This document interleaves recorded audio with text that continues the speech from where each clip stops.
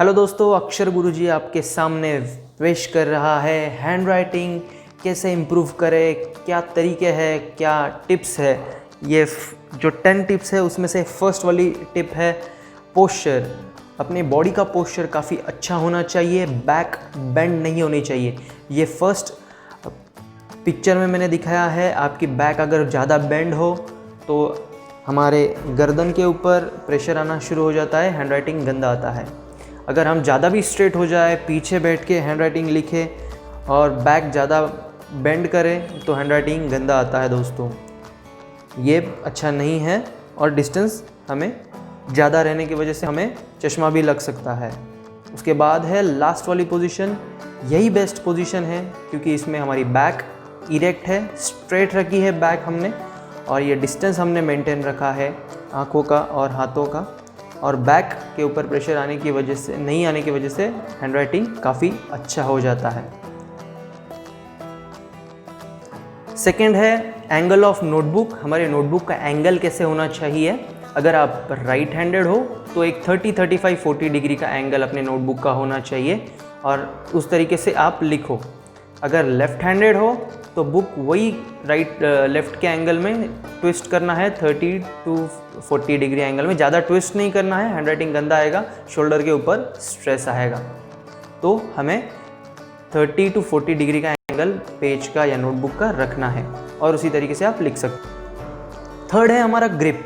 हमारा ग्रिप कैसे होना चाहिए दोस्तों। बहुत बार यही तकलीफ देन होती है हमारे हैंड राइटिंग लिखने के लिए, हैंड ग्रिप कैसा पकड़ें।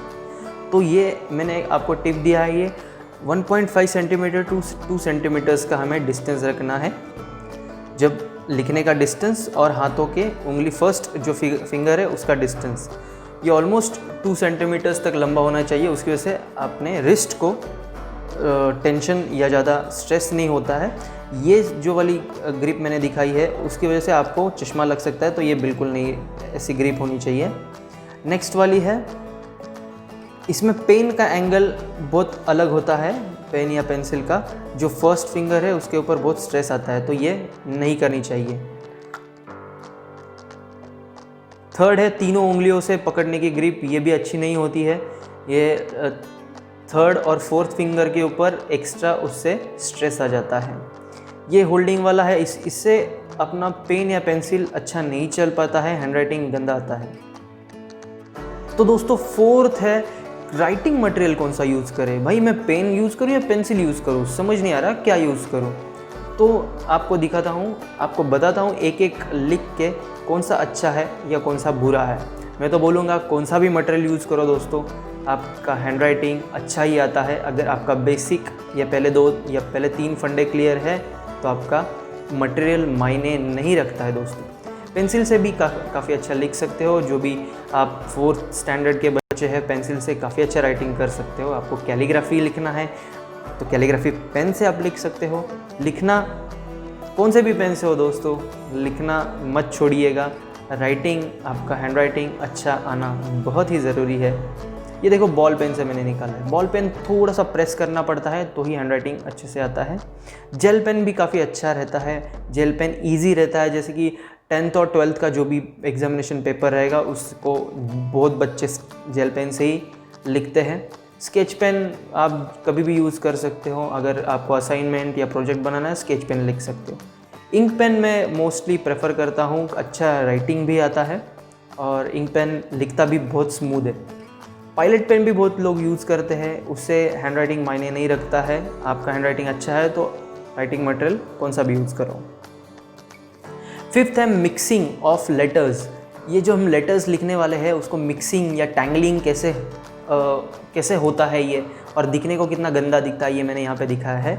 यहाँ पे जो भी लाइन रहेगी, लाइन का डिवाइडेशन बहुत ही इम्पॉर्टेंट है। ये मैं ड्रॉ कर रहा हूँ, आपको एक छोटा एग्जाम्पल दिखाया है मैंने, जैसे कि ये तीनों लाइन में कैसे मिक्सचर हो जाता है लेटर्स का और टैंगलिंग कैसे होता है। तो ये फर्स्ट लाइन पे मैंने क्विक, जम्प्स, लेज़ी ये वर्ड्स लिए हैं और नीचे ब्राउन, डॉग, फॉक्स और थर्ड लाइन में ब्राउन लिया है।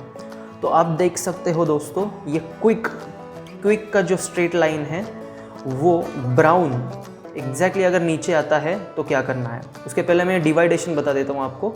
लाइन का डिवाइडेशन इस तरीके से होता है, ये 3 में डिवाइड कर देना। आपका जो छोटा लेटर रहेगा वो फर्स्ट पार्ट ऑफ जो लाइन रहेगा उसमें ही आना चाहिए, तो दिखने में काफ़ी अच्छा दिखता है। और अगर बड़ा लेटर है तो वो सेकंड पार्ट तक ही सीमित होना चाहिए। देखो ये Q और B मैंने लिखा है, उसमें थोड़ा सा गैप मैंने रखा है जिसमें एक छोटी लाइन जाएगी, तो वो मिक्सिंग नहीं हुआ, टैंगलिंग नहीं हुआ, वैसे ही हमें करना है। अभी देखो ये जंप में लिख रहा हूँ, जंप का JMPS मैंने लिखा है और उसके ही नीचे मैंने D लिखा है, तो J और D अगर ये मैच हो जाते हैं तो दिखने में बहुत गंदा दिखता है। तो याद रखना है दोस्तों, हमें छोटी स्पेस वहाँ पे रखनी है। जैसे कि सेम Y और फॉक्स में लिखा है, YF में मिक्स हुआ तो बहुत ही गंदा दिख रहा है। तो don't do that, don't mix any words letters in between. तो नेक्स्ट मैंने G और ब्राउन B लिया है, वो भी थोड़ा गैप रख के, तो बहुत ही अच्छा दिख रहा है दोस्तों, प्लीज़ डू दैट। या सिक्स्थ आता है स्लांट। आप कौन से स्लांट में लिखते हो, राइट स्लांट में है, स्ट्रेट स्लांट में हो या लेफ्ट स्लांट में। अगर राइट स्लांट में हो तो आप कुछ प्रॉब्लम नहीं, राइट स्लांटिंग में लिख सकते हो।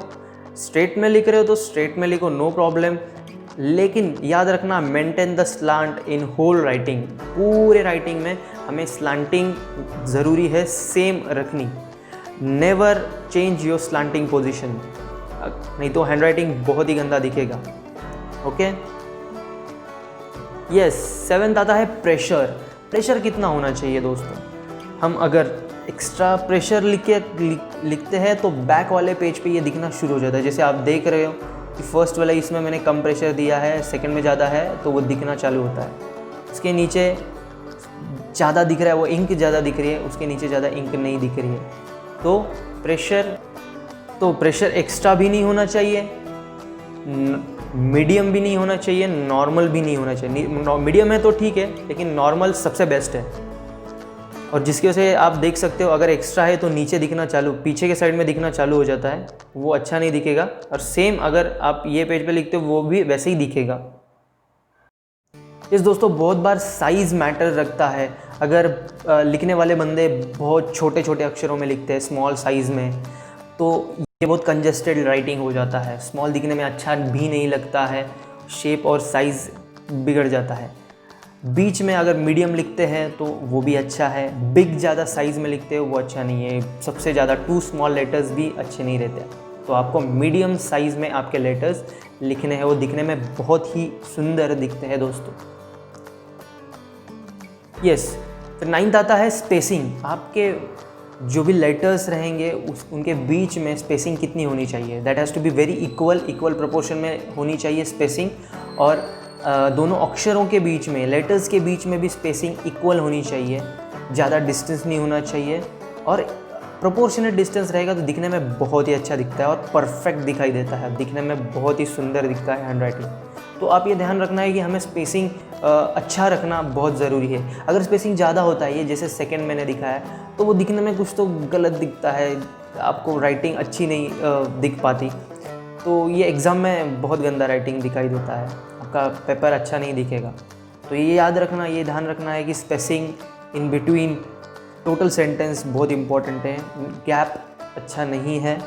तो ये लास्ट क्विक वाले वर्ड्स में मैंने दिखाया, अगर बहुत पास में लिखे तो कैसा दिखेगा, स्पेसिंग प्रॉपर रहेगा तो कैसा दिखेगा। आपको कौन सा पसंद आएगा, सेकंड वाला, फर्स्ट वाला या थर्ड वाला, मुझे ज़रूर बताना कमेंट बॉक्स में। मैं तो प्रेफर करूँगा बीच वाला क्विक। तो याद रखिएगा दोस्तों, बीच वाला क्विक प्रॉपर स्पेसिंग बेस्ट है।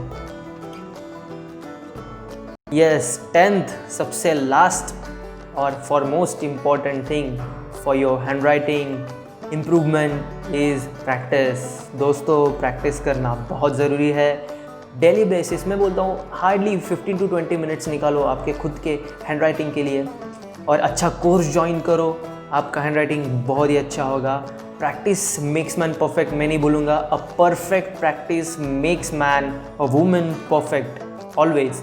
और आपको अच्छा गाइड होना चाहिए, हैंडराइटिंग प्रॉपर कैसे लिखना है, तरीका कैसा होना चाहिए। और अगर आप एग्ज़ाम्स में आपका हैंडराइटिंग अच्छा होना चाहिए तो अक्षर गुरुजी को तो कांटेक्ट करना ज़रूरी है दोस्तों। बेझिझक कांटेक्ट कीजिए, कमेंट बॉक्स में लिखिए, like share comment 10 basic fundas for handwriting improvement. So keep practicing, keep watching Akshar Guruji any time for you always. Thank you दोस्तों.